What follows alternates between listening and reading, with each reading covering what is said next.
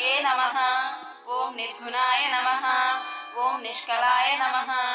ॐ अनन्ताय नमः। ॐ दण्डकान्तकृते नमः। ॐ अव्ययाय नमः। ॐ हिरण्याक्षान्तकृते नमः। ॐ देवाय नमः। ॐ पूर्णषाढ्गुण्यविग्रहाय नमः। ॐ लयोदकविहाराय नमः। ॐ सर्वप्राणिहिते रताय नमः। ॐ अनन्तरूपाय नमः। ॐ अनन्तश्रिये नमः। ॐ जितमन्यवे नमः। ॐ भयावहाय नमः। ॐ वेदान्तवेद्याय नमः। ॐ वेदिसे नमः। ॐ वेदगर्भाय नमः। ॐ सनातनाय नमः। ॐ सहस्राक्षाय नमः। ॐ पुण्यगन्धाय नमः। ॐ कल्पकृते नमः। ॐ क्षितिभृते नमः। ॐ हरये नमः। ॐ पद्मनाभाय नमः। ॐ सुराध्यक्षाय नमः। ॐ हेमांगाय नमः। ॐ दक्षिणामुखाय नमः। ॐ महाकोलाय नमः। ॐ महाबाहवे नमः। ॐ सर्वदेव नमस्कृताय नमः।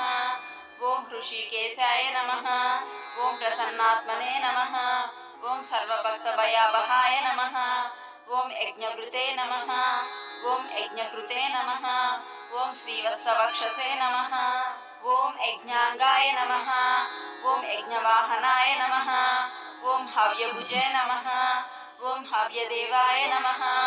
ॐ सदाव्यक्ताय नमः। ॐ कृपाकराय नमः। ॐ देवभूमिगुरवे नमः। ॐ कान्ताय नमः। ॐ कर्मगुह्याय नमः। ॐ वृषाकपये नमः। ॐ स्रवत्तुण्डाय नमः। ॐ वक्रदंष्ट्राय नमः। ॐ नीलकेशाय नमः। ॐ महाबलाय नमः। ॐ पूतात्मने नमः। ॐ वेदनेत्रे नमः। ॐ वेदहन्तृशिरोहराय नमः। ॐ वेदान्तविदे नमः। ॐ वेदगुह्याय नमः। ॐ सर्ववेदप्रवर्तकाय नमः। ॐ गवीराक्षाय नमः। ॐ त्रिदाम्ने नमः। ॐ गवीरात्मने नमः। ॐ अमरेश्वराय नमः। ॐ आनन्दवनगाय नमः। ॐ दिव्याय नमः। ॐ ब्रह्मनासासमुद्भवाय नमः। ॐ सिन्धुतीरनिवासिने नमः। ॐ क्षेमकृते नमः। ॐ सात्वतांपतये नमः।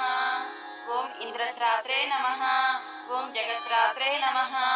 ॐ इन्द्रदोर्दण्डगर्वज्ञे नमः। ॐ भक्तवस्याय नमः। ॐ सदोद्युक्ताय नमः। ॐ निजानन्दाय नमः। ॐ रमापतये नमः। ॐ श्रुतिप्रियाय नमः। ॐ शुभांगाय नमः। ॐ पुण्यश्रवणकीर्तनाय नमः। ॐ सत्यकृते नमः। ॐ सत्यसङ्कल्पाय नमः। ॐ सत्यवाचे नमः। ॐ सत्यविक्रमाय नमः। ॐ सत्यनिगूढाय नमः।